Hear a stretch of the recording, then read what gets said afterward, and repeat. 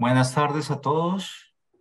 Quiero extenderles a nombre personal y a nombre del Colegio de Abogados Comercialistas un afectuoso y caluroso saludo en esta tarde de diciembre y de bienvenida para este que va a ser nuestro último evento de este año y sin perjuicio de que el próximo año vaya a haber nuevos y renovados eventos por parte del Colegio de Abogados Comercialistas. El día de hoy es un día en el que hubo una feliz coincidencia porque veníamos programando con el doctor Juan Esteban Sanín, que es nuestro invitado del día de hoy, una charla sobre el entonces proyecto de ley de reforma tributaria que había impulsado el gobierno Petro durante los últimos meses a cargo del Ministerio de Hacienda y Crédito Público y con fortuna el proyecto de ley fue sancionado precisamente el día de ayer es de la ley 2277 del año 2022. Y a través de esta ley se implementaron algunos importantes ejes de reforma que hacían parte, pues obviamente, del proyecto de gobierno del actual presidente de la República y que pues tienen algunas repercusiones de particular importancia, impacto, gravedad, preocupación para el sector empresarial en Colombia. Desde el Colegio de Abogados Comercialistas nos pareció que era una coyuntura ideal para organizar este foro y contar con las explicaciones de un gran experto en la materia, que es el doctor Juan Esteban Sanín, que nos acompaña el día de hoy y a quien agradecemos infinitamente su disponibilidad de tiempo y su generosidad con el conocimiento que además lo caracterizan en todos los eventos en los que he tenido la fortuna de contar con él o de asistir en el cual él ha estado presente. El doctor Juan Esteban Sanín es actualmente abogado de la firma Mazars desde el año 2021 como socio de Tax and Legal de la firma, encargado de la región de Antioquia. Cuenta con más de 18 años de experiencia en derecho corporativo, reorganizaciones empresariales, cumplimiento corporativo, derecho tributario, gestión de empresas, de servicios profesionales. Se desempeñó como superintendente adjunto de asuntos económicos de la Superintendencia de Sociedades y durante su paso por dicha entidad fue responsable de crear el grupo de buenas prácticas empresariales y gobierno corporativo y para regular las ventajas fiscales en compañías de beneficio e interés colectivo, BIC.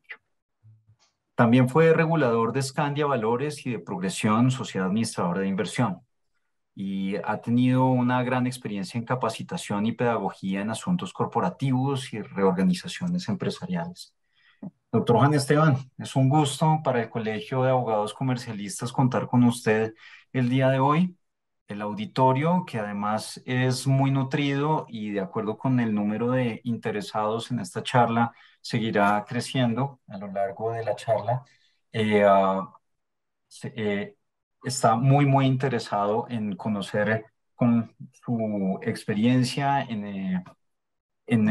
a lo largo de su estudio por la reforma tributaria, por la ley 2277-2022 y sus observaciones en particular en lo que tiene que ver con el ámbito empresarial y con lo que es el foco de estudio del Colegio de Abogados Comercialistas. Entonces, bienvenido, el auditorio es todo suyo y a todos los demás están cordialmente invitados a que si tienen alguna inquietud o alguna duda, nos la hagan saber a través del chat y a lo largo de esta sesión estaremos muy pendientes para al final dedicar algunos minutos a resolver algunas de las inquietudes que ustedes lleguen a tener sobre la charla, sobre la reforma.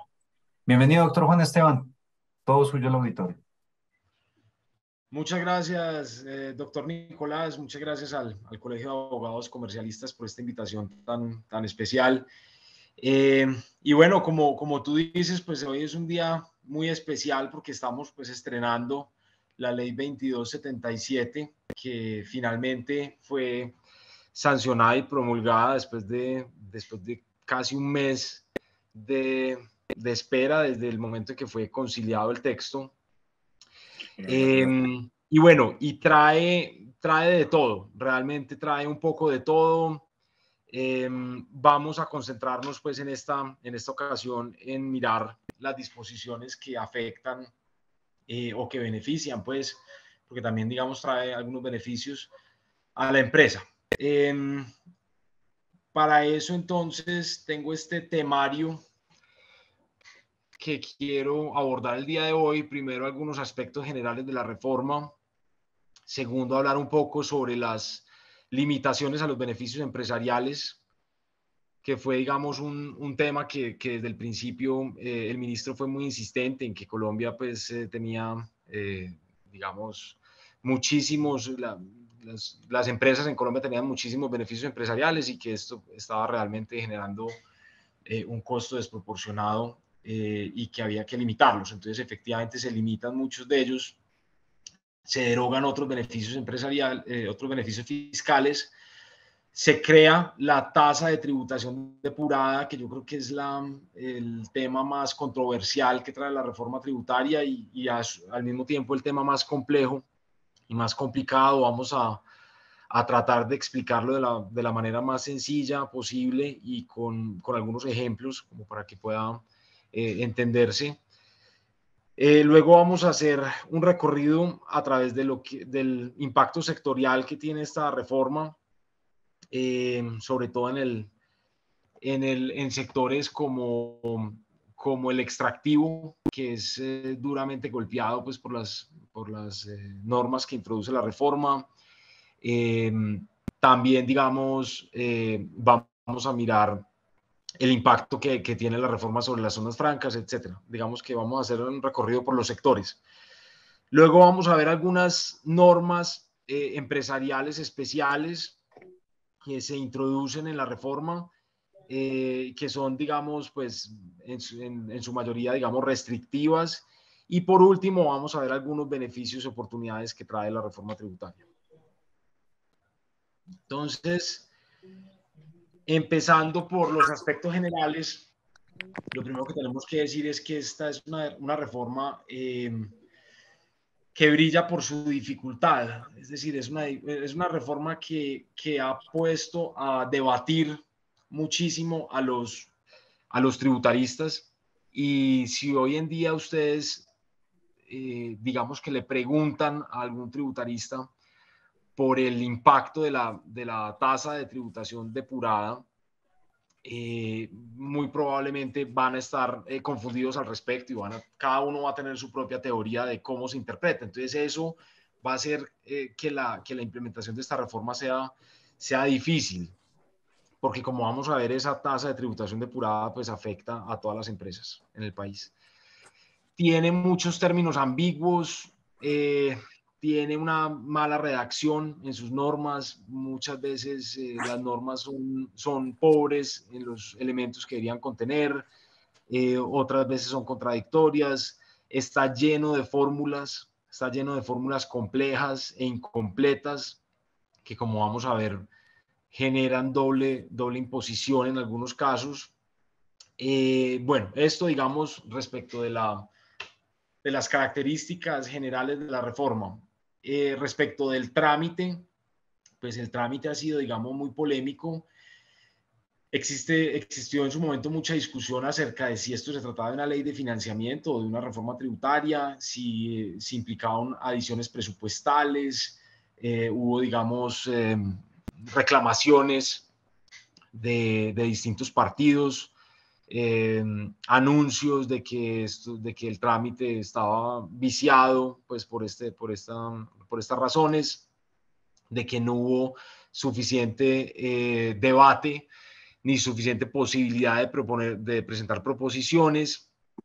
Y finalmente, digamos que hubo una reclamación respecto de que el gobierno dejó vencer el término para sancionar la reforma dentro de los términos establecidos en la Constitución, que básicamente son 20 días, y hay una discusión acerca de si esos días son días calendarios o días hábiles.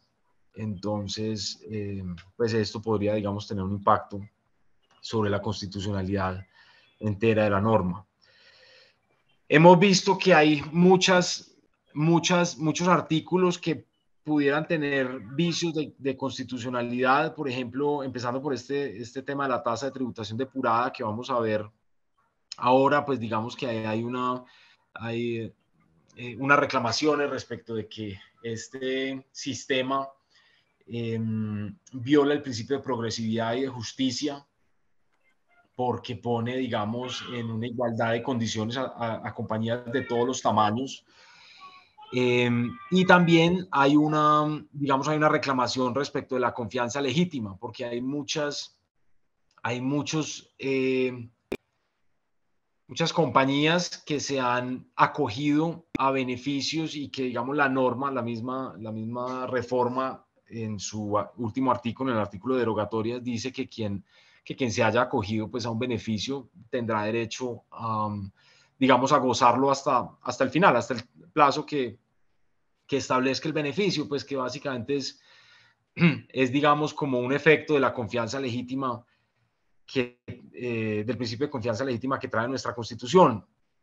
Pero, digamos, con la implementación de la tasa de tributación depurada, vamos a ver que muchas empresas que están acogidas a beneficio, pues lo pierden por la aplicación de esta tasa de tributación depurada. Eso lo vamos a revisar en un momento. También hay, digamos, crítica respecto del carácter permanente del impuesto al patrimonio. Se dice que esto pues vulnera la equidad tributaria porque realmente pues el patrimonio está compuesto de los ahorros que en últimas son ingresos que en últimas ya tributaron por el impuesto sobre la renta. Entonces, que tener un impuesto permanente al patrimonio sería, digamos, contrario al principio de equidad tributaria. El impuesto de timbre por la enajenación de inmuebles, pues ha tenido, digamos, mucha controversia. Algunas personas dicen que esto va en contra digamos, de la disposición constitucional que dice que solamente los municipios pueden gravar los inmuebles.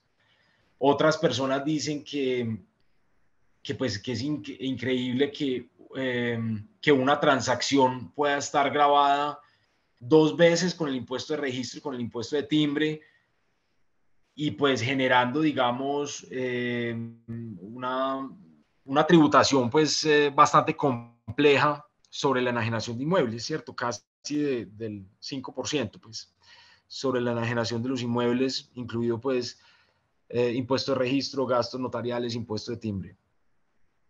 El tema de la no deducibilidad de las regalías, pues eso, digamos, ha sido objeto de muchas críticas, inclusive, digamos, porque la misma Constitución, en su artículo 360, establece que quien explote un recurso natural está en la obligación de pagar las regalías. Entonces, cuando la misma Constitución ordena el pago de la regalía, pues es digamos, complejo que la ley desconozca que eso es un costo necesario, ¿cierto? Que es una expensa necesaria. Entonces, eso también ha tenido pues muchas críticas. Y por último, como vamos a ver, pues en materia de la tributación del sector extractivo, pues existen también muchas críticas constitucionales por el principio, por un lado, por el principio de reserva de ley, y por otro lado, porque no se cumple, digamos, con la norma constitucional de tener los 5 elementos del impuesto. Esto lo vamos a ver un poco más adelante, pero básicamente estas normas pues implican o generan una sobretasa en materia de impuestos sobre la renta en este sector extractivo, y pues hacen una referencia al IPC de los Estados Unidos para determinar los precios de los commodities. Entonces, digamos que ahí, pues digamos que el principio de reserva de ley se puede ver amenazado, y además, digamos, es una crítica que le oí a Mauricio Piñeros en una charla. Decía él que como es la Agencia Nacional de Hidrocarburos y la UPME, digamos, las agencias en Colombia que deben tomar, digamos, estos precios internacionales y certificarlos, y ellos lo pueden hacer hasta el 31 de enero de cada año. Entonces, a 31 de diciembre, digamos que cuando se cumple el ciclo del año,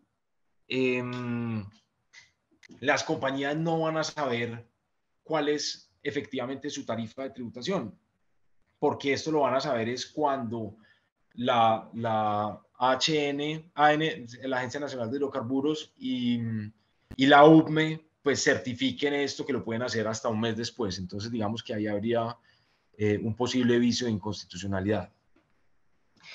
Bueno, pasando entonces a los temas generales, miremos cuáles son las limitaciones y las derogatorias de los beneficios empresariales.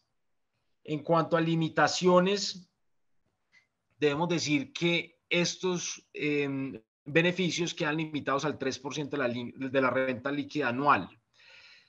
Y desafortunadamente, pues limitaron uno de los beneficios más interesantes y que más bienestar generaban, digamos, dentro de los grupos de interés.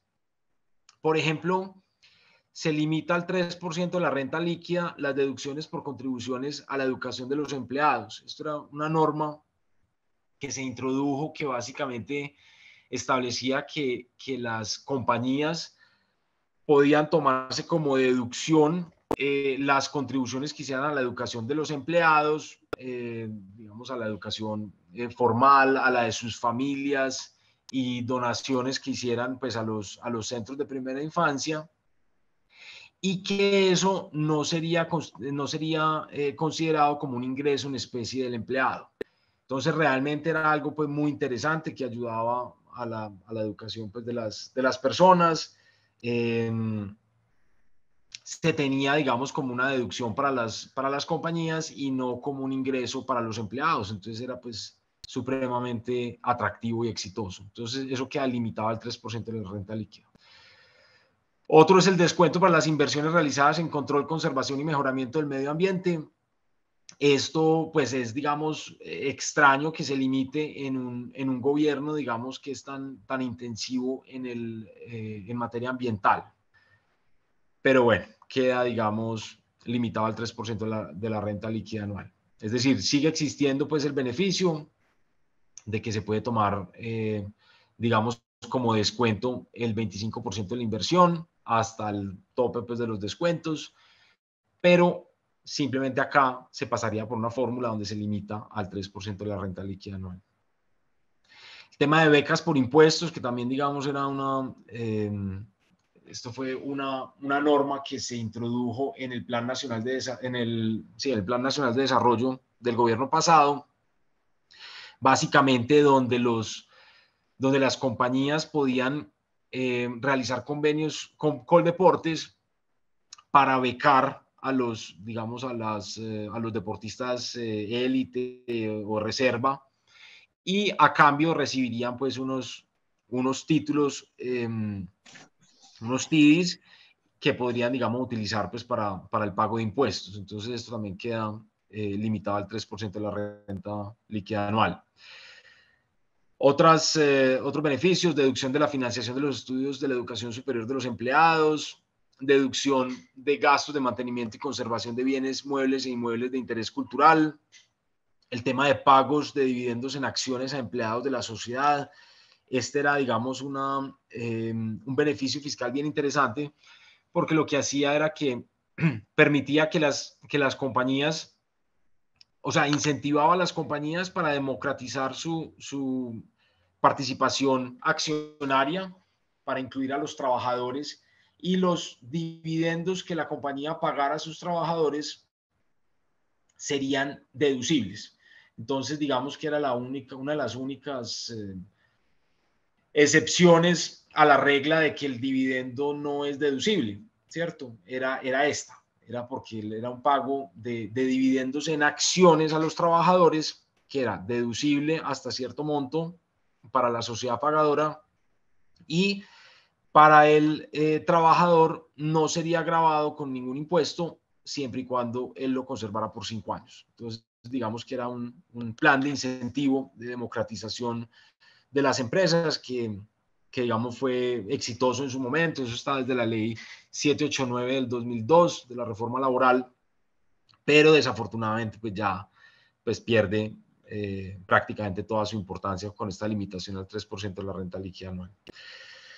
La deducción de hasta el 200% del valor de los salarios y prestaciones sociales pagados durante el año a mujeres víctimas de la violencia comprobada. No entiende uno realmente pues por qué limitar esto al 3% de la renta líquida anual. Y las inversiones en infraestructura para, digamos, para espectáculos públicos, para escenarios de espectáculos públicos. Ahora, esos son los beneficios que quedaron limitados. Ahora miremos los que quedaron derogados. Queda derogada el ingreso, digamos, la calificación de ingreso no constitutivo de renta sobre la capitalización de la revalorización del patrimonio, que era esta cuenta, digamos, que existió pues hasta el 2006 y que muchas compañías, pues, digamos, que existían con anterioridad al 2006 todavía la tienen en su patrimonio. Y digamos que más interesante que eso, porque pues digamos que esta capitalización de la revalorización del patrimonio pues simplemente servía, digamos, como para pasarla pues al capital y dejar de tener una cuenta, digamos que no tenía pues ninguna otra finalidad. Más interesante que eso era el beneficio que tenían los emisores de valores de poder capitalizar las utilidades grabadas que tuvieran, es decir, las utilidades sobre las cuales la compañía no había pagado impuestos en su momento. Esto lo pueden hacer hasta el 31 de diciembre de este año, básicamente, pues pasando de la cuenta de utilidades a la cuenta de capital, y pues digamos que las acciones que se emitan por esa capitalización no van a ser grabadas en cabeza de los accionistas. Pero repito, esto solamente es para los emisores de valores. Luego, digamos que la reforma también hace, digamos, un barrido, una limpieza de muchas normas que se habían quedado en el estatuto tributario, la venta de inmuebles alrededor del Nevado del Ruiz, pues con ocasión, pues digamos, a la erupción pues, del volcán, todo el tema de agroingreso seguro, pues digamos que eso sí fue simplemente, pues digamos, una limpieza que hace la reforma pues, de normas que ya no aplican. Derogan la amortización línea a línea en un término de 5 años de las inversiones en exploración, desarrollo y construcción de minas y yacimientos de petróleo y de gas. Mejor dicho, todos los beneficios, gran parte de los beneficios fiscales asociados a la industria extractiva quedan derogados. Entonces, esta norma queda derogada.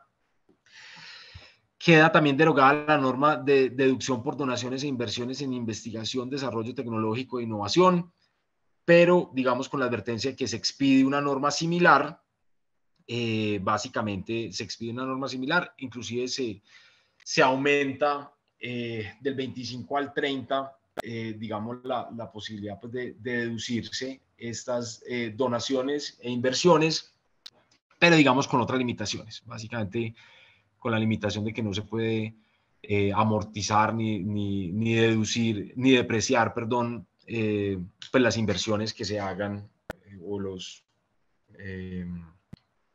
pues digamos los equipos que se compren al respecto. Pero digamos que también trae otro beneficio. Realmente esta norma pues se derogó, pero se volvió a expedir, digamos, e incluye otro beneficio, que es un beneficio que se incorporó en la ley 1955, que es el Plan Nacional de Desarrollo del gobierno anterior, y que era el crédito fiscal para los proyectos de ciencia, tecnología e innovación, que más que el descuento y la deducción, lo que permitían era acceder a un crédito fiscal donde se podía solicitar la devolución del 50% de la inversión. Y esta reforma, digamos, que es algo muy interesante, lo vuelve a incorporar y ya, digamos, lo extiende a compañías de cualquier tamaño, porque antes estaba, digamos, circunscrito pues a las pequeñas y a las medianas empresas, ya es para compañías de cualquier tamaño, con la advertencia de que estos proyectos lo tienen que hacer en conjunto con pymes, MIPYMES, compañías y compañías medianas, ¿cierto? Entonces, por ejemplo, una compañía grande desarrolla, por ejemplo, un centro de innovación, un laboratorio, en conjunto con otras compañías, con compañías pymes o medianas, y puede solicitar el crédito, puede acceder al crédito fiscal solicitando la devolución de hasta el 50% de la inversión. Entonces es bien, bien interesante. Bueno, se derogan las rentas exentas hoteleras y de ecoturismo. Realmente, pues, esta es una norma que viene desde el año 2002, 2003. Básicamente ya pues sale el ordenamiento jurídico, pero digamos pues con la salvedad de que quien esté acogido a la misma pues puede seguir utilizándola. Pero vamos a ver, digamos que esa utilización pues puede verse afectada por la aplicación de la tasa de tributación depurada. Por último, se deroga la renta exenta por utilidad en la enajenación de predios para el desarrollo de proyectos de renovación urbana. Bueno, otros beneficios que quedan derogados, beneficios tributarios de los rendimientos financieros de títulos emitidos en procesos de titularización de cartera hipotecaria, aprovechamiento de nuevas plantaciones forestales, una lástima pues que hayan derogado este beneficio fiscal, porque además pues son proyectos de muy largo plazo, donde realmente los proyectos básicamente están dependiendo de estos incentivos fiscales. La prestación de servicio de transporte fluvial con embarcaciones y planchones de bajo calado, también una lástima que hayan derogado esto, porque pues eso es el futuro de la navegación por el río Magdalena. El régimen de megainversiones y su programa de estabilidad jurídica, de programa de estabilidad tributaria, tuvo solamente hasta donde sé, hasta donde conozco, tuvo una compañía que se acogió a este programa de megainversiones, que fue Ultra Air, porque básicamente, pues porque en el tema de aviación los límites, los topes bajaron mucho, entonces digamos que no se hacía pues tan pesado, digamos, acogerse a un programa de estos. El descuento tributario por donaciones tendientes a lograr la inmunización del COVID-19. La pandemia no se ha acabado. Realmente yo creo que vamos a tener vacunas de COVID toda la vida. Entonces, pues es también, digamos, algo contraproducente derogar este descuento tributario, pero quedó derogado. Ganancia ocasional exenta por premios de hipódromos y canódromos, ingreso no constitutivo de renta por rendimientos de bonos para la seguridad y bonos de solidaridad para la paz. Estas son normas muy viejas que habían quedado como rezagos en el estatuto tributario. Deducción por las nuevas inversiones realizadas en el transporte aéreo de las zonas más apartadas del país. Tema importante, digamos, por el tema que se está viviendo en aviación en este momento, poder incentivar esas nuevas rutas. La derogatoria del incentivo de los CERT a las inversiones en hidrocarburos y minería. Como les digo, pues todo este tema de hidrocarburos y minería quedó muy golpeado con la reforma. Y el tratamiento de ganancia ocasional para rebajas y quitas de capital, etcétera, en reorganización. Y las rentas provenientes del transporte marítimo internacional grabadas al 2%, que eso fue una norma del año pasado. Bueno, entonces, habiendo visto los beneficios fiscales que quedan limitados y que quedan derogados, pasemos a mirar esta tasa de tributación depurada que introduce la reforma tributaria. Este quizás es el tema, no, con toda seguridad, este es el tema más complejo que trae la reforma tributaria. Entonces, básicamente, ¿qué es la tasa de tributación depurada? La tasa de tributación depurada va a ser la tasa de tributación mínima para las compañías en Colombia y va a surgir de la aplicación de una fórmula. Entonces, cuando la tasa de tributación depurada, que es el impuesto depurado sobre la utilidad depurada, sea inferior al 15%, deberá efectuarse un incremento en la determinación del impuesto para llegar a dicho límite. Esto tiene, digamos, una historia, y es que pues en el mundo se ha venido discutiendo el tema del reparto justo de la tributación, digamos, entre los países, ¿cierto? Entonces existe, por ejemplo, pues existe un principio que es el principio de plena competencia, donde los vinculados económicos tienen que hacer sus operaciones a precios de mercado, pero digamos que se estaba viendo que las grandes multinacionales estaban dejando su tributación en ciertos países y otros países no estaban pudiendo beneficiarse de esa tributación de las multinacionales. Entonces, digamos, toda esta discusión del Pilar 2 en la OCDE, pues digamos, se está dando actualmente, y esto pues dio pie para que en las discusiones en el Congreso se dijera, venga, ¿y por qué no aplicamos algo similar en Colombia? Entonces, simplemente, porque claro, digamos que en el Pilar 2 pues está este mismo tema del 15%, pero es, digamos, para compañías multinacionales pues que tienen una facturación pues supremamente grande. Entonces, digamos que se hizo una aplicación tropical, se tropicalizó este Pilar 2 y básicamente lo que aterrizó aquí en Colombia fue esto. Básicamente, cuando la tasa de tributación depurada de las compañías sea inferior al 15%, entonces deberá efectuarse un incremento en la tributación del impuesto para llegar a dicho límite. Obviamente la tasa de tributación va a ser inferior en la medida en que la compañía tenga más beneficios tributarios, ¿cierto? Entonces, como quien dice, ninguna compañía en Colombia podrá tributar por menos de una tasa efectiva de tributación del 15%. Entonces vamos a mirar cómo se llega a esta fórmula. Entonces tenemos básicamente, como les decía, tenemos un impuesto depurado, o sea, para llegar a la tasa de tributación depurada, dividimos el impuesto depurado por la utilidad depurada. Entonces, ¿cómo determinamos el impuesto depurado? Cogemos el impuesto neto de renta de la compañía, le sumamos los descuentos tributarios del artículo 254, es decir, pagos de impuestos en el exterior, y le restamos el impuesto de renta por rentas pasivas por entidades controladas del exterior, es decir, las entidades controladas del exterior que tengan rentas pasivas y que nosotros tengamos que incorporar esas rentas pasivas dentro de nuestra tributación, pues vamos a dejar eso por fuera. Y lo vamos a dividir por la utilidad depurada. ¿Cómo llegamos a la utilidad depurada? Acá está, digamos, el problema, la parte problemática. Entonces tomamos la utilidad contable antes de impuestos y le sumamos las diferencias permanentes, ¿cierto? Las diferencias permanentes básicamente son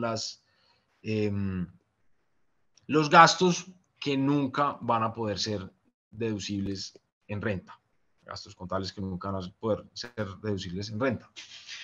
Pero la fórmula deja por fuera la sumatoria de las diferencias temporarias, que son esos gastos que sí van a poder eventualmente ser deducibles en renta. Entonces eso va a tener, digamos, un efecto importante. Le restamos los ingresos no constitutivos de renta, dentro de ellos están pues los dividendos, le restamos el ingreso por método de participación patrimonial, lo que se traigan, digamos, por la consolidación pues con sus filiales o con sus compañías con las que consolidan, y le restamos el valor neto por ganancia ocasional. Y le restamos algunas rentas exentas. Entonces, rentas exentas de la CAN, rentas exentas de las compañías holding colombianas, rentas exentas de BICIBIP, y hasta ahí llegamos, ¿cierto? Pero entonces dejan por fuera otras rentas exentas. Esas no son todas las rentas exentas. Hay unas rentas exentas, por ejemplo, por inversiones en el agro colombiano. Hay otras rentas exentas por economía naranja. Estas rentas exentas ya desaparecieron. Ya digamos que pues con la reforma ya no son aplicables para el año 2023, pero quien se haya acogido a estas rentas exentas pues las pueden seguir, digamos, utilizando o aprovechando por el tiempo que que esas rentas exentas pues contengan el beneficio. Por ejemplo, en el caso de las rentas exentas del agro son 10 años de renta exenta. En el caso de economía naranja eran 5 años según la última norma, y pues la renta exenta hotelera todavía, digamos, todavía estaba vigente, pues tenía un par de años más de vigencia. Y a eso le restamos las compensaciones de pérdidas fiscales y exceso de renta presuntiva sobre el líquido. Entonces, la fórmula es una fórmula bastante complicada. Acá es, digamos, pues acá se hace un resumen, pero básicamente esas son las dos críticas a la fórmula. Es decir, no haber incluido las diferencias temporarias, porque las diferencias temporarias restan, ¿cierto? Restan de la utilidad. Y tampoco haber incluido las demás rentas exentas que tienen derecho, digamos, a esta exención, pues a un tratamiento beneficioso. Entonces, por ejemplo, acá vamos a ver, el año entrante vamos a ver a las personas que se acogieron a la renta exenta del agro diciendo, mire, pues yo sí tengo una renta exenta, pero resulta que hago la fórmula y me da que tengo que tributar al 15% de mi utilidad, y esta no era la idea, ¿cierto? Entonces, pues la fórmula queda corta. Digamos que bueno, acá hay otra tercera crítica de esto, y es que hay algunas compañías que no quedaron exceptuadas de este régimen. Vamos a ver ahora qué compañías quedan exceptuadas de este régimen. Entonces, por ejemplo, las compañías del régimen CESI, de las zonas económicas sociales especiales, quedan exceptuadas de ese régimen. Pero digamos que la reforma tributaria trae algunas tarifas especiales para determinadas compañías, por ejemplo, compañías industriales y comerciales de juegos de azar, de licores, las empresas industriales y comerciales municipales y departamentales de licores y de juegos de azar, que tributan a la tarifa del 9. Pero si usted le pasa, pero como no quedaron, digamos, excluidas de aplicar la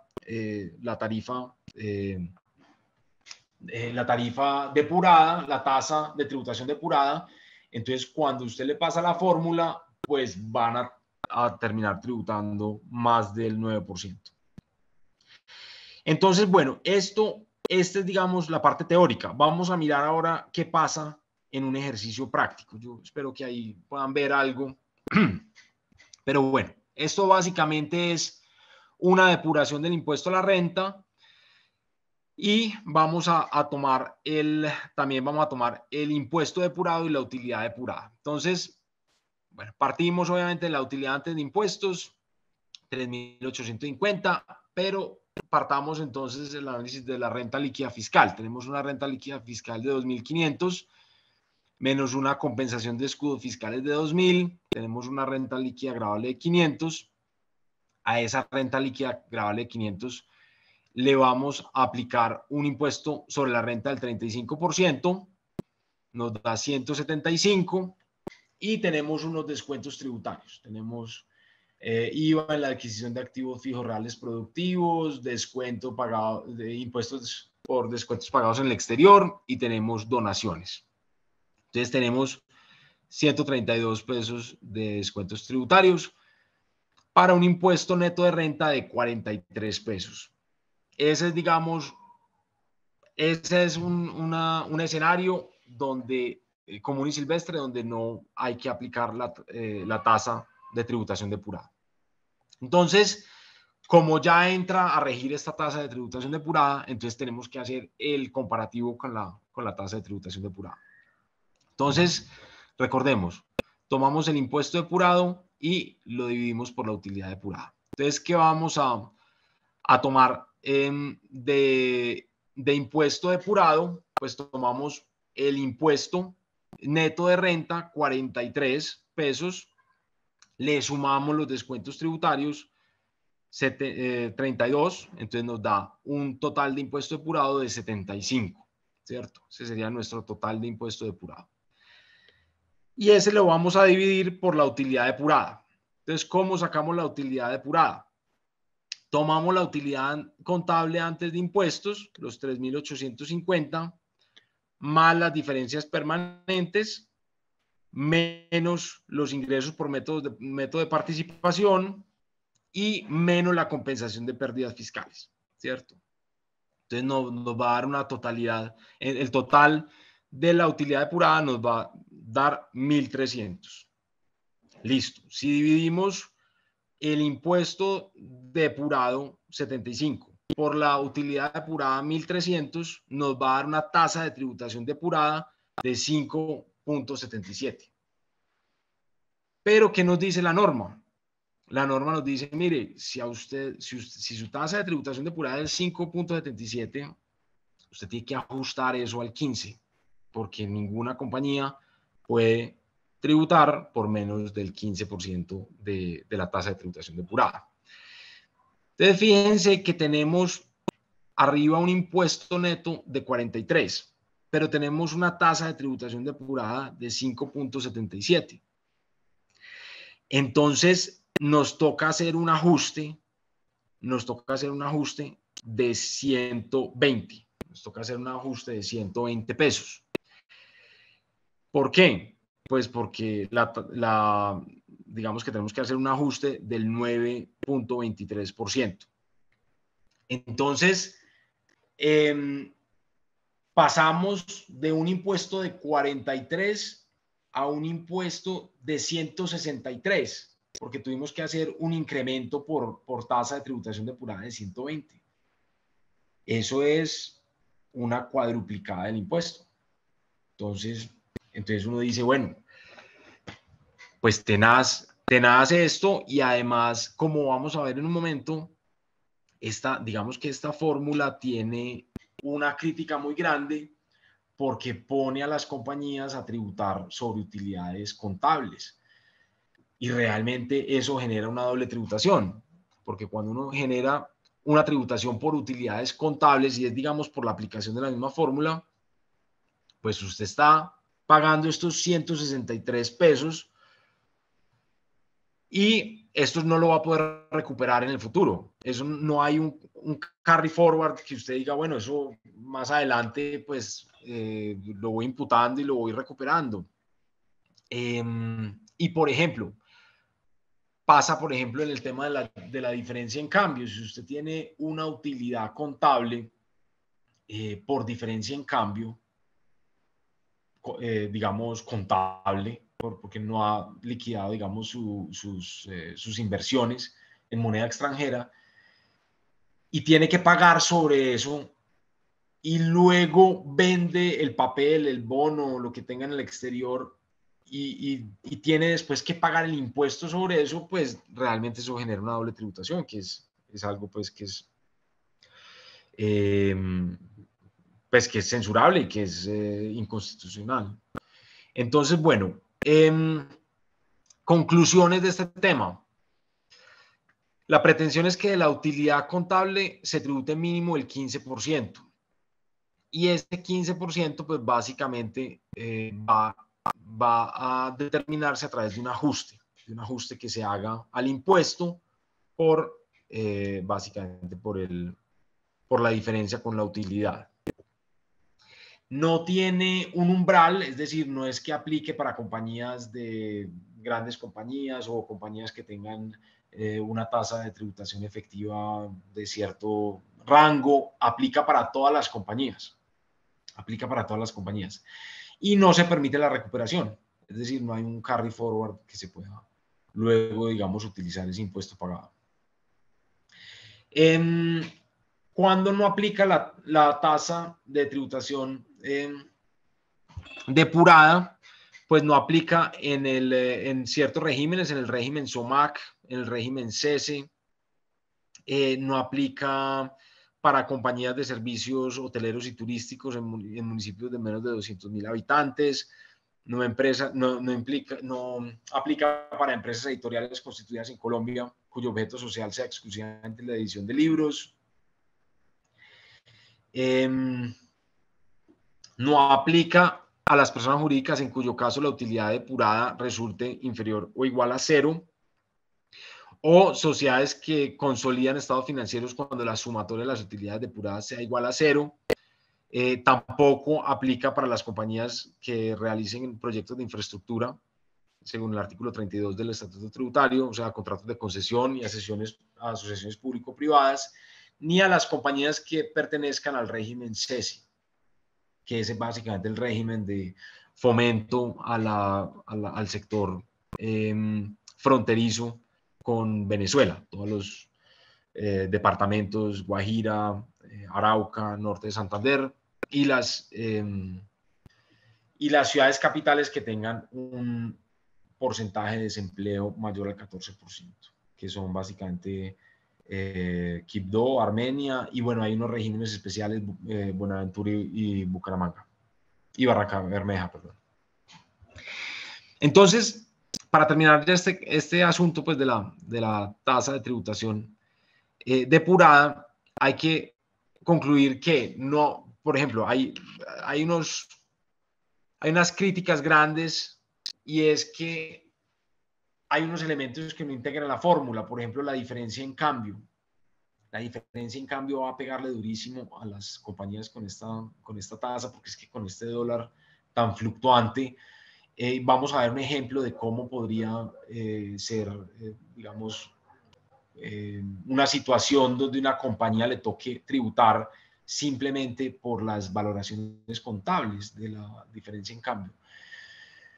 Tampoco aplica para la reversión de provisiones y deterioros. Por ejemplo, cuando una compañía tiene una provisión por un litigio, la compañía es demandada y entonces pues hace una provisión y resulta que al año entrante se gana el litigio y entonces tiene que reversar esa provisión, pues esa reversión de esa provisión va a generar un ingreso contable, no fiscal, sino contable, y digamos que eso va a tener un impacto en la tasa, en la utilidad contable y por ende, digamos, en la tasa de tributación depurada.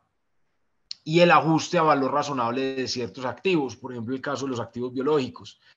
El caso de los activos biológicos, usted los tiene que estar reportando o valorando a valor razonable, y entonces como estas compañías no quedaron, digamos, exceptuadas de este régimen, entonces pues van a haber ahí un impacto en su tributación.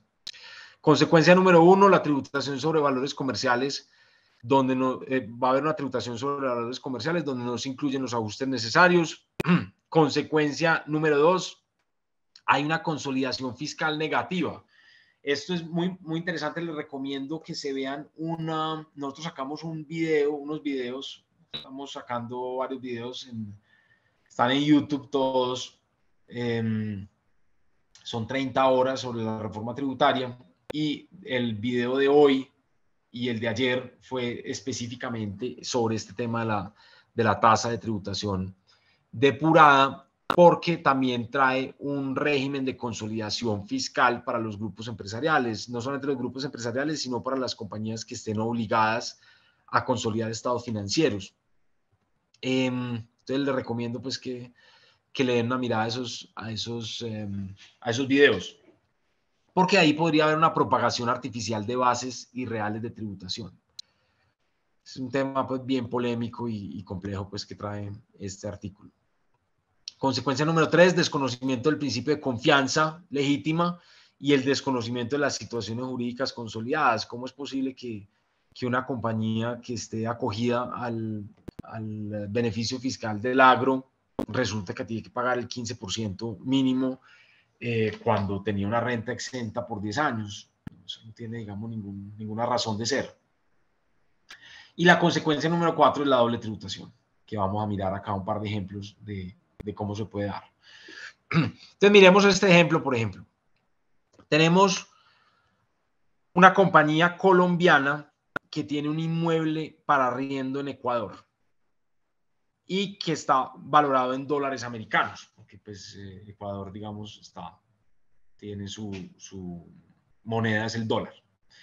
Entonces, ¿qué pasa? Si la divisa sube, tendrá un ingreso contable por diferencia en cambio y sobre este tributará en Colombia.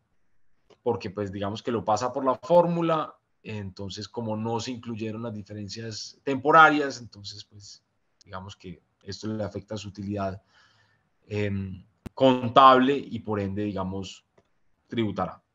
Si la divisa baja al año siguiente, no podrá recuperar ese impuesto pagado.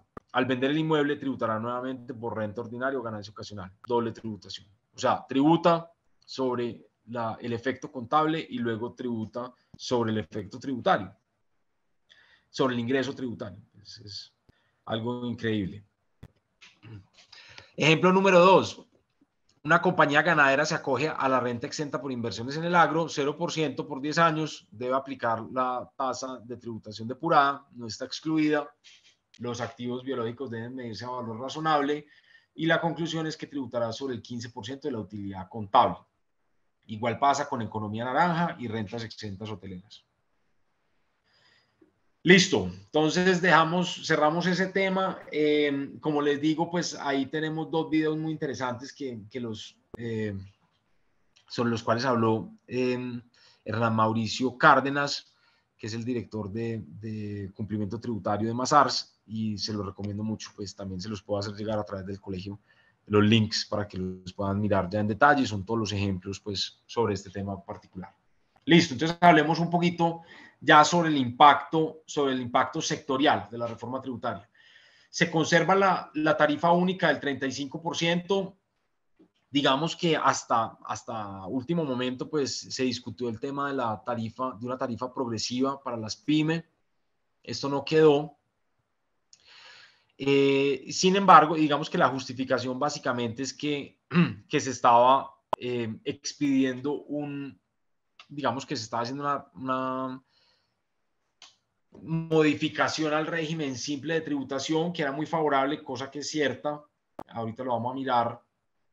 Y sobre todo para ciertas industrias, por ejemplo, para la industria del reciclaje es una maravilla, pues.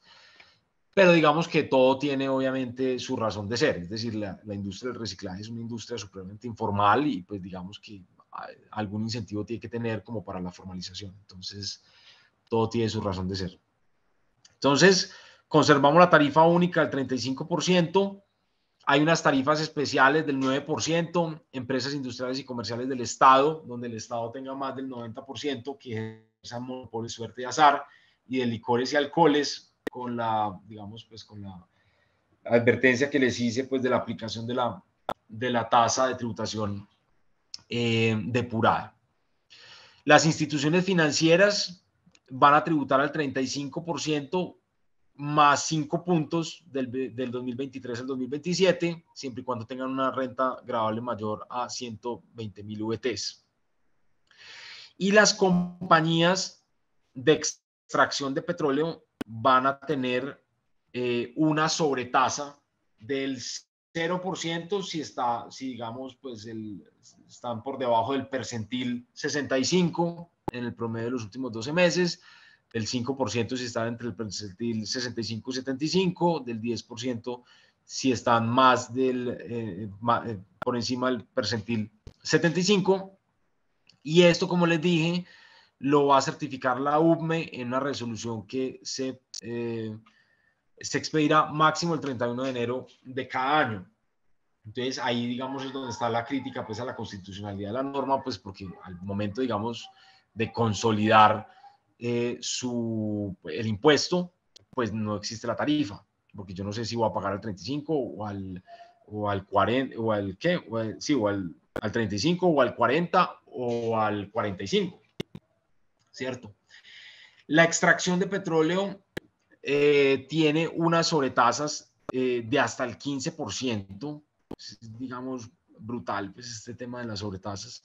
Y pues están, digamos, por estos percentiles que están acá señalados y básicamente la ANH va a certificar esto, pues, y esto es para compañías que tengan más de 50.000 VTs de renta líquida. También las hidroeléctricas que tengan más de 30.000 VTs de renta líquida ordinaria tendrán que pagar una sobretasa de 3 puntos, es decir, de hasta el 38% del año 2023 al año 2026. Y para el tema de zonas francas, esto fue, digamos, pues un tema bien polémico. Básicamente, pues quedó el tema del 20% para usuarios industriales de zona franca, del 20% sobre los ingresos provenientes de exportaciones y el 35% sobre los demás. Y otros, digamos, usuarios de zonas francas permanentes, de servicios portuarios y de costa afuera, eso sí, digamos, quedaron con la tarifa del 20%. Esto, digamos, pues va a ser a partir del año, ahí dice 2022, pero pues es 2024, y esto, digamos, que tiene un plan de internacionalización que va a reglamentar el gobierno y que va a fijar las condiciones, pues, por las cuales se puede, digamos, conservar esa tarifa del 20%. Bueno, miremos algunas normas empresariales, especiales empresariales. Se modifica el incentivo de vender acciones en bolsa, que hasta, digamos, hasta este año, pues es aplicable a las ventas de acciones en bolsa hasta el 10% de las acciones en circulación, siempre y cuando, pues, que sean poseídas por un mismo beneficiario final. Esto se baja al 3%. Entonces baja del 10% de las acciones en circulación al 3%. Digamos que en un principio se dijo que se iba a eliminar del todo y eso hubiera matado, pues, a la bolsa de valores. Pero en este momento afecta, pues, digamos, a las personas que quieran liquidar sus posiciones y que tengan, pues, más de un 3%, ¿cierto? Bueno, la no deducibilidad de las regalías, lo que les decía, pues la Constitución en el artículo 360 dice que quien explote un recurso mineral que le pertenezca al Estado, pues debe pagar una regalía, y pues el Estado básicamente lo que dijo es que él no iba a permitir la deducibilidad de las regalías. Realmente me parece que esto es clarísimo que las regalías son una expensa necesaria, entonces pues creo que esta es una norma que puede ser demandada por inconstitucionalidad y probablemente se cae, pues. Bueno, no van a ser deducibles los pagos de clubes sociales, gastos de empleados domésticos, ni gastos de socios.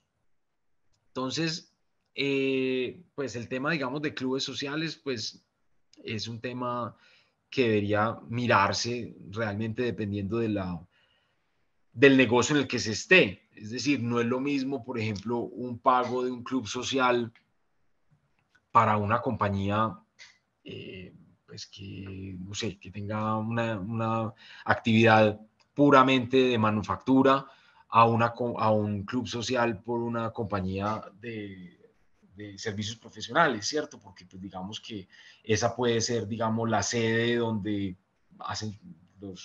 las personas hacen los negocios, consiguen los negocios, etcétera. Entonces, digamos que esto no debería ser pues algo como tan a rajatabla, sino que debería pues mirarse caso por caso, pero bueno.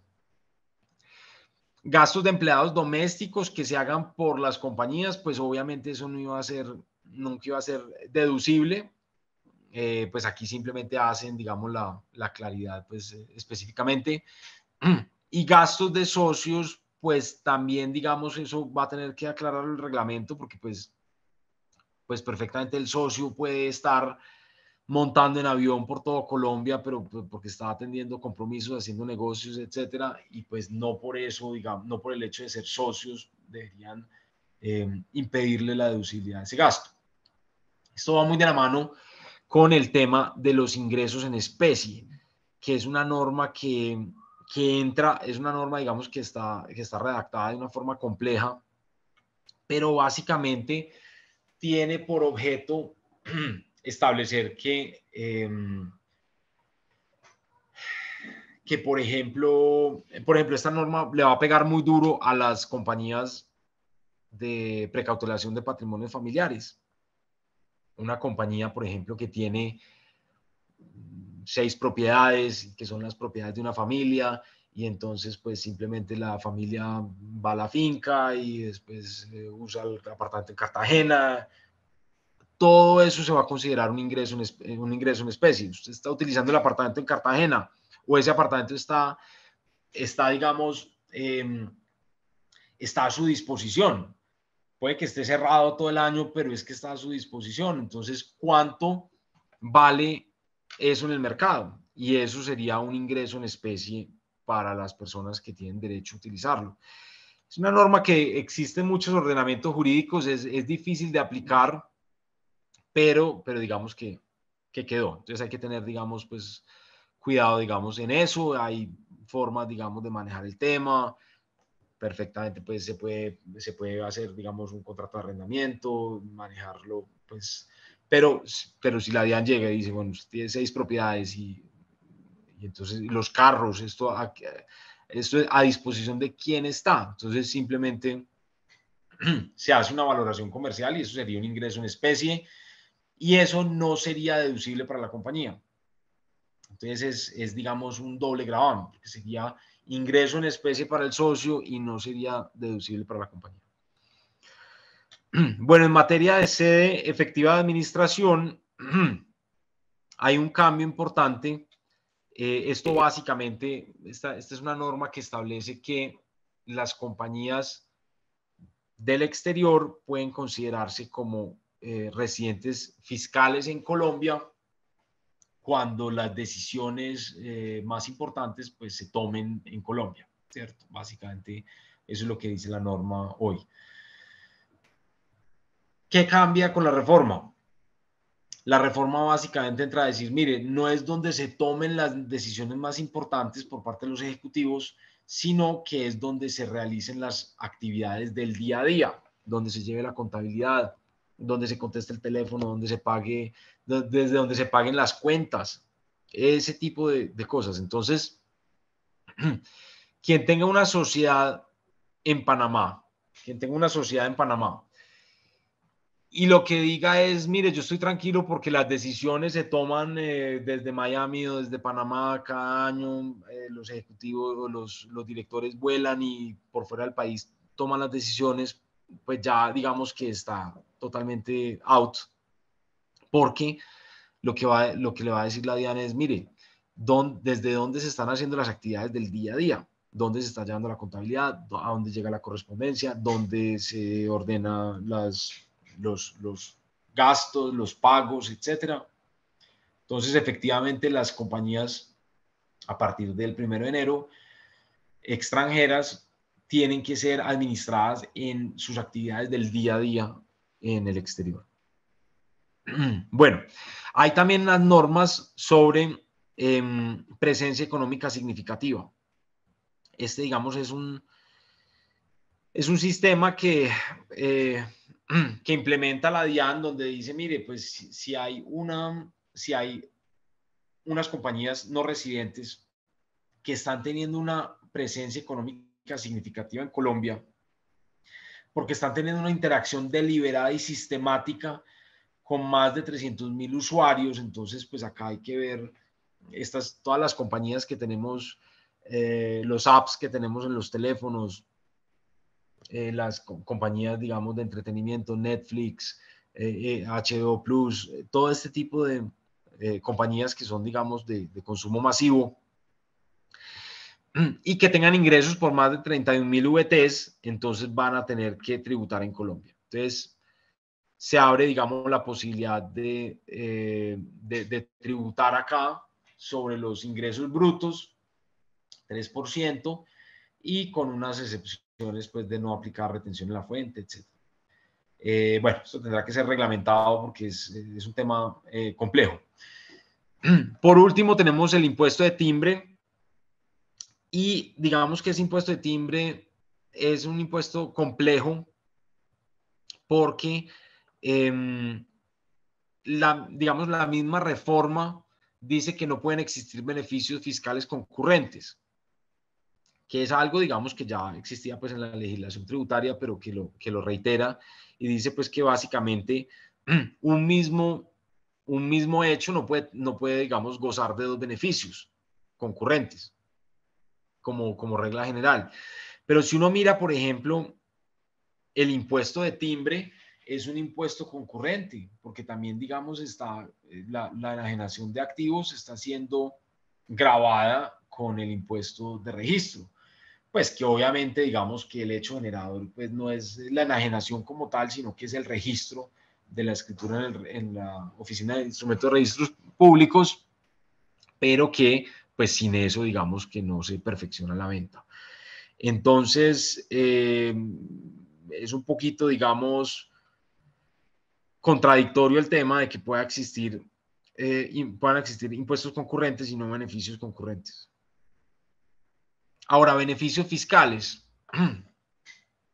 digamos la parte amable pues, de la reforma.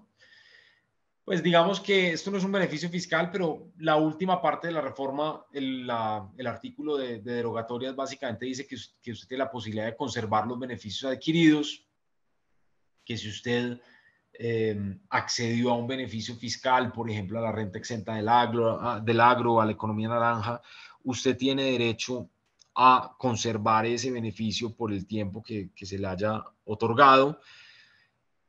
Pues aquí lo que vemos es que como efecto práctico no es eso tan claro, porque si usted le toca tributar si usted le toca aplicar la tasa de tributación depurada, como vimos, que puede, digamos, generarle una cuadruplicada del impuesto, eh, entonces, pues digamos que no, pues el tema de la renta exenta, pues se le vuelve algo teórico. Bueno, ¿qué trae también? Trae un costo presunto, que es una presunción de derecho en el costo de mano de obra en el cultivo de la papa. Esto ya había ocurrido con el café. Esto había ocurrido con el café en el año 2016. Y en ese momento, me acuerdo que la Corte Constitucional, en una demanda, la Procuraduría básicamente dijo, mire, aquí lo que existe es una omisión legislativa relativa. O sea, la inconstitucionalidad de esta medida no es por el tema, digamos, de que se le esté dando un beneficio a los cultivadores de café. Es que se le está dando un beneficio que debería ser un beneficio para los agricultores, para todos los agricultores. ¿Cuál es la diferencia entre cultivar papa y cultivar arroz y cultivar sorgo y cultivar café?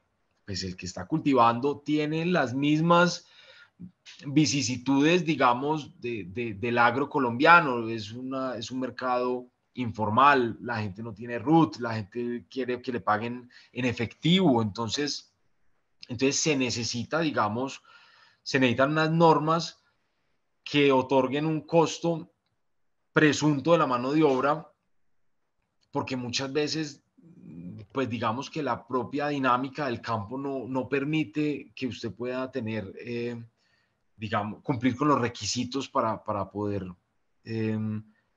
digamos, obtener el costo o la deducción, ¿cierto? No es lo mismo eso que en la industria de hotelera o de servicios, etcétera. Entonces, bueno, digamos que aquí quedó pues un beneficio para los cultivadores de papa. Ahí se nota pues que hay ciertos sectores que tienen sus lobistas y que hacen la tarea, hay otros que no los tienen, entonces, pero esto debería ser realmente un beneficio pues para todo el sector. Hay una deducción transitoria del 150% de los salarios y prestaciones en actividades hoteleras en San Andrés, Providencia y Santa Catalina para, digamos, para compañías que hayan tenido empleados vinculados con anterioridad al 16 de noviembre del 2020. Esto es básicamente pues para ayudar pues un poco a solventar los efectos pues de la devastación de las islas. Bueno, este realmente sí es el beneficio fiscal pues, que trae la reforma. Y es la modificación al régimen simple de tributación para los servicios de salud, educación y asistencia social. A ver, este tema del régimen simple de tributación es, pues el régimen simple de tributación realmente es una herramienta que ha servido muchísimo para formalizar a los, digamos, a los comerciantes. Tiene, pues tuvo, digamos, una resistencia grande porque se quería derogar el grupo de los, digamos, de los profesionales, de los profesionales liberales donde están pues los abogados, los contadores, todas las personas que presten servicios intelectuales. Y finalmente, pues digamos que no se derogó, pero quedó limitado a, digamos, a 12.000 VTs, que son básicamente 500 millones de pesos al año. Entonces, digamos que pasó pues de un umbral de 100.000 VTs a 12.000 VTs.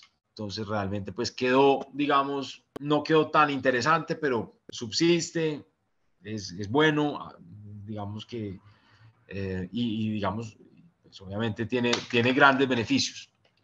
Pero para las personas del sector salud, para los médicos, para personas compañías que presten servicios de salud, educación y asistencia social, por ejemplo, todo el tema de los servicios pues a casas de la tercera edad, este tipo de negocios pues que están, digamos, se están desarrollando muy bien en Colombia porque también tienen muchos beneficios fiscales. Quedaron con unas tarifas del 3.7, 5, 5.4 y 5.9, la máxima. Entonces, realmente, pues, tributar al 5.9, aunque es de los ingresos brutos, se vuelve muy atractivo. Se vuelve muy atractivo. Ahora, el negocio para los recicladores tiene una tarifa especial que es del 1.62, todo el negocio de reciclaje. Hay unos códigos SIU pues específicamente para eso, pero la tarifa que pagan es del 1.62. Entonces, ese sí que es bien interesante y digamos que lo que decía hace un momento es porque pues, este es un sector muy informal donde lo que se quiere es realmente formalizar el sector del reciclaje y pues para eso hay que tener, digamos, una propuesta pues bastante interesante. Entonces, el 1.62 es bien interesante. Se puede tomar el 4 por mil como descuento, digamos hasta un límite muy pequeño, pero digamos que es interesante tomarlo como descuento. Y se introduce también una disposición que dice que no se es responsable por el impuesto sobre las ventas si se tienen ingresos brutos inferiores a 3.500 VTs, que son aproximadamente 147 millones de pesos. Entonces, es interesante el tema, sobre todo, digamos, para las compañías que tengan proveedores que sean muy informales, ¿cierto? Cuando una compañía tiene muchísimos proveedores y son muy informales, pues esto digamos que se le vuelve un problema y puede ser esta una muy buena oportunidad para poder ofrecerle a los proveedores que se formalicen bajo el régimen simple y que se acojan, digamos, pues a este beneficio. No serían responsables por el impuesto sobre las ventas si tienen ingresos brutos inferiores a 3.500 VTs. Y por último, para terminar, no hay reforma tributaria que no traiga su pan debajo del brazo, entonces su amnistía. Acá el artículo 93 es un artículo bastante complicado porque empieza hablando de una cosa, termina hablando de otra, pero finalmente termina diciendo que se puede corregir, que todas las, digamos que todas las discusiones que tengan origen en impuestos administrados por la DIAN, pues pueden, digamos, ser objeto de corrección y que simplemente se pagaría el 20% de la sanción. Sanción, pues si uno, digamos que solamente habla de sanciones, no habla de intereses, pero es que los intereses son sanciones. Entonces, básicamente, ese es el tema, está vigente hasta el 31 de mayo. Entonces, pues, si tienen discusiones con la DIAN, este es el momento de saldarlas. Y bueno, con eso termino. Estoy abierto a contestar las preguntas que tengan. Y nuevamente, pues muchas gracias al Colegio de Abogados Comercialistas y al doctor Nicolás Pájaro por la invitación.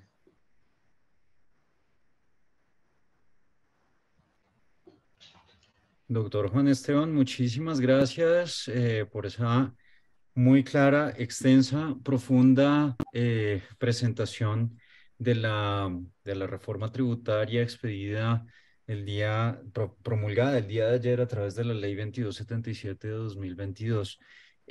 A través del chat nos han llegado algunos comentarios, no han llegado propiamente preguntas, sin embargo, pues quiero dar la palabra también a los asistentes para que formulen sus inquietudes al doctor Juan Esteban en este aspecto y pues digamos a lo largo de su exposición.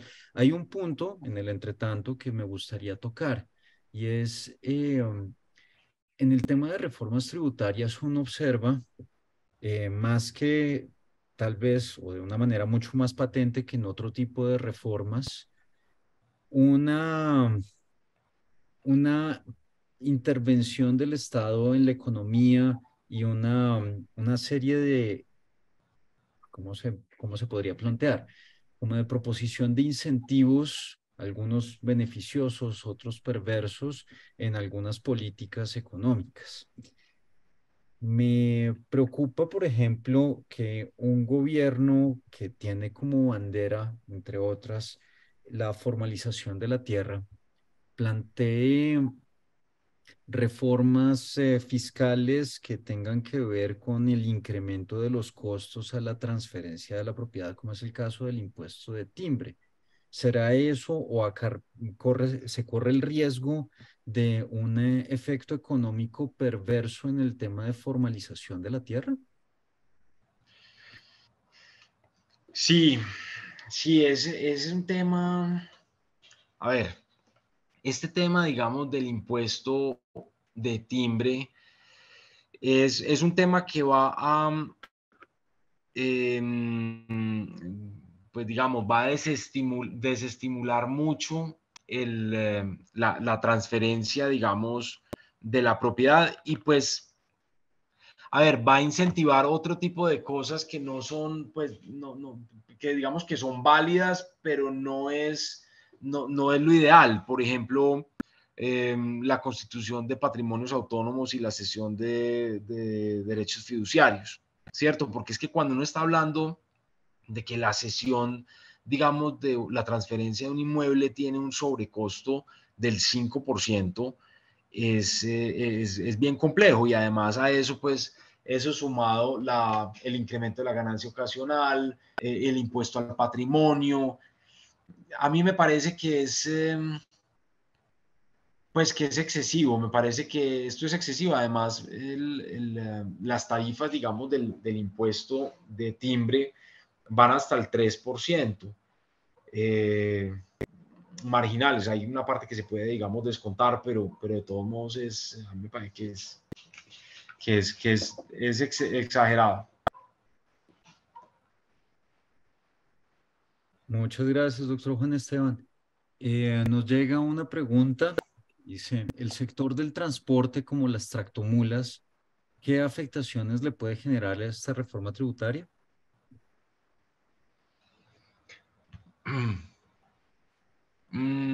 Bueno, no, pues mejor dicho, todo lo que hablamos van a tener, mejor dicho, se ven afectados por las limitaciones de los beneficios, por las derogatorias de los beneficios, digamos, por tener que comparar su tasa efectiva de tributación con la tasa de tributación depurada. Eh, pues yo diría, o sea, no sé específicamente qué una norma, digamos, que afecte el sector de transporte. No la veo en este momento, pero digamos pues que todas las limitaciones y todas las restricciones que trae para las compañías de los sectores en general. Doctor Juan Esteban, nosotros sabemos ya casi que por cultura general, cuál es la posición del gobierno actual respecto, por ejemplo, de la industria de hidrocarburos. Y pues se ve que existen algunas normas que golpean particularmente este sector de la economía. La Ujú. pregunta es, ¿existen otros sectores que también estén golpeados de la misma manera o forma asimilable al sector de los hidrocarburos? ¿Cuál es el sector más golpeado por la reforma tributaria dentro de la economía nacional? No, sin duda, digamos, todo lo que sea extractivo, minería, digamos, minería extractiva, minería, bueno, el tema sí, el tema pues de hidrocarburos, sin duda. El, digamos que el sector financiero pues tiene esta sobretasa que ya esto se volvió, o sea, de ahí no lo saca nadie, pues porque realmente esto empezó como un impuesto temporal, como un impuesto temporal y pues no hay nada más permanente que lo temporal. Entonces, de ahí no lo saca nadie y pues digamos que tenemos esta sentencia de la Corte Constitucional del año pasado que básicamente avaló pues la sobretasa al sector financiero y digamos, creo recordar que lo que hacía era como un análisis miren, no es, digamos que la sobretasa es constitucional no porque usted sea el que más gane, sino porque es que usted es el que menos está haciendo para tener un margen tan alto. Es decir, son márgenes, digamos, pues que eh, son márgenes altos, aunque digamos, obviamente hay compañías que tienen pues mayor rentabilidad que las instituciones financieras, pero las instituciones financieras no van a salir pues de ese tema de la sobretasa y es digamos, un tema, un tema complejo porque es un tema que de una u otra forma pues se lo pasan a los consumidores. Entonces, es imposible, digamos, que ese efecto no se transmita, digamos, a los consumidores. ¿Qué otros sectores? Zonas francas, digamos que las zonas francas, a mí me parece realmente pues una injusticia que digamos la zona franca sea exclusivamente, el beneficio sea exclusivamente para los exportadores, porque es que también hay, digamos, hay importadores que están haciendo negocios internacionales y que simplemente pues utilizan la zona franca pues como para hacer toda digamos, su operación industrial y la importación, el procesamiento y la distribución pues al mercado interno. Y eso digamos pues que lo ha avalado la OMC. Entonces me parece que el tema de circunscribir pues el beneficio fiscal a los exportadores o a un plan de exportación aprobado por el gobierno pues es injusto. El tema de los hoteles, a mí me parece que es que aquí tenemos que tener como más seriedad en los temas de los sectores. Esta gente, pues llevamos 20 años cambiando las reglas en todas las reformas tributarias. Empezó con, eh, empezó con el gobierno de Uribe, 30 años de renta exenta, luego aparece el CRE, entonces mete un impuesto que no es renta, pero sí es renta, después una sobretasa, después empiezan a discutir si se podían acoger o no si las personas que habían estabilizado el impuesto sobre la renta, entonces sí les aplicaba o no. Luego, mejor dicho, hemos tenido el tema de los hoteles, esto ha sido una saga y pues manejar un negocio así es muy complejo. Las compañías multinacionales que operan hoteles en Colombia, pues son los héroes, porque es que pues digamos, hacer negocios en un país con esta volatilidad legislativa es muy, muy complejo y no se puede realmente presupuestar nada. Eh, ¿Qué otros sectores? No, yo creo que esos son los sectores más golpeados realmente.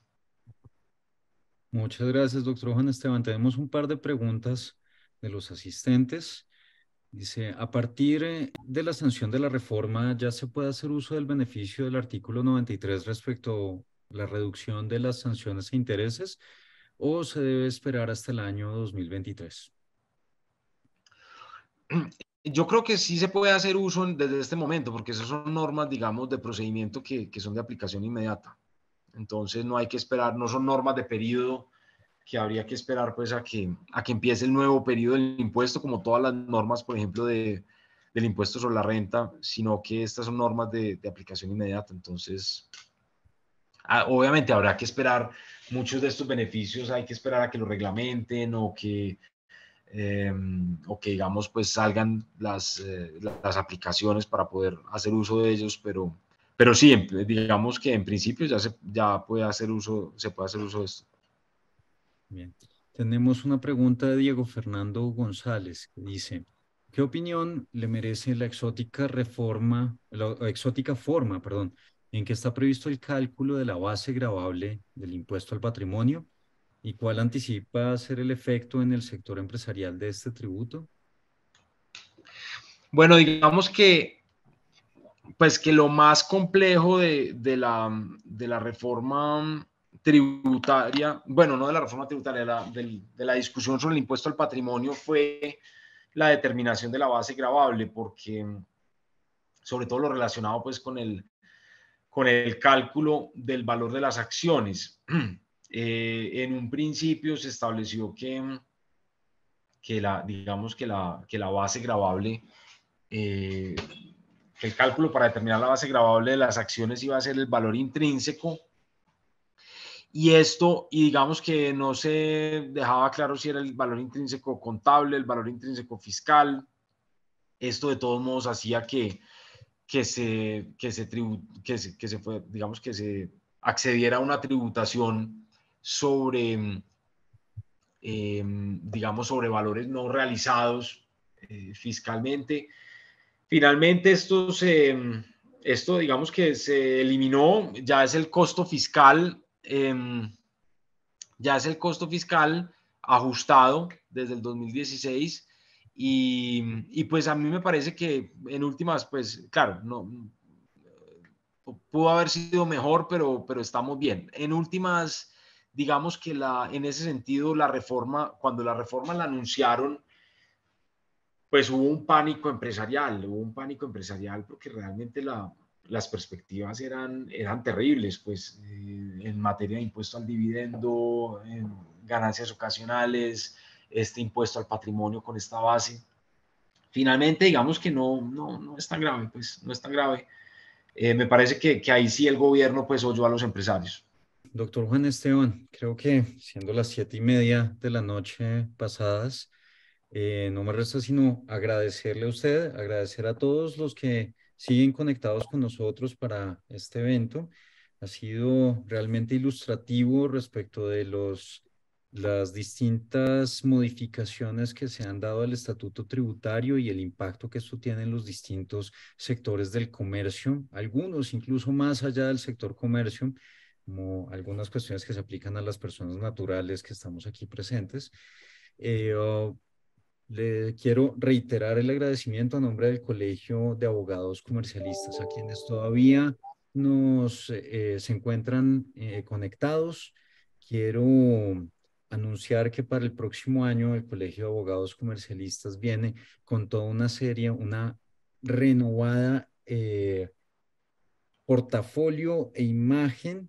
Y en esta medida, pues los invito a que estén muy pendientes de nuestras redes sociales a través de Instagram, a través de Facebook, a través de LinkedIn, eh, en términos generales, y nuestro canal de YouTube, por supuesto, en donde podrán ver información acerca de los distintos eventos e iniciativas que vamos a estar adelantando a lo largo del año 2023. Y a quienes no son miembros como colegiados del Colegio de Abogados Comercialistas y que estén interesados en hacer parte de esta entidad, los invito para que se hagan parte de ella y para que a través de este colegio contribuyan al desarrollo del derecho comercial en el país. Al doctor Juan Esteban, nuevamente muchas gracias y muy buena noche a todos ustedes. Hasta luego, buenas noches a todos. Buenas noches, gracias.